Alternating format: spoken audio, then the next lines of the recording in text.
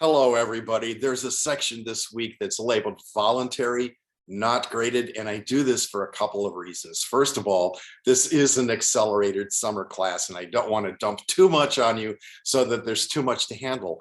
On the other hand, this is important material that we usually cover if we have a full 18-week version of the course in the spring or the fall semester, and I don't want you to be shortchanged. So you have the option of doing this. That means I'm sure that many of you won't. I hope you will, because a big part of this course is helping you develop the critical thinking skills of finding literature that you like or identifying literature that you don't like. So I want you to work through these exercises if at all possible. And they are what I usually do with the students to help them find songs and poems that they want to read.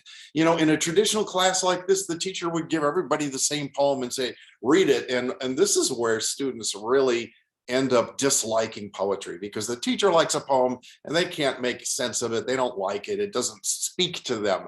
So it is possible. We could start with songs. You all have a favorite song to go out and start looking for songs about a topic that you care about, and maybe a technique that you care about. For instance, neologisms. They're fun. In fact, there are many hip hop artists like Snoop Dogg is an expert on neologisms, and you might just do a search for a song or a poem that uses neologisms and just kind of check them out, find out what appeals to you and what doesn't. And it's important also to be able to articulate, I don't like this kind of poem.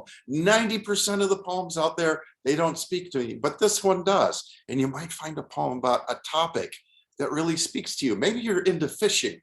Maybe you're into nursing, who knows? You'd be surprised. Poems have been written and songs have been written about just about every topic that you can imagine. So consider doing these exercises, even if they're not graded, even if they're voluntary, even if they're not required.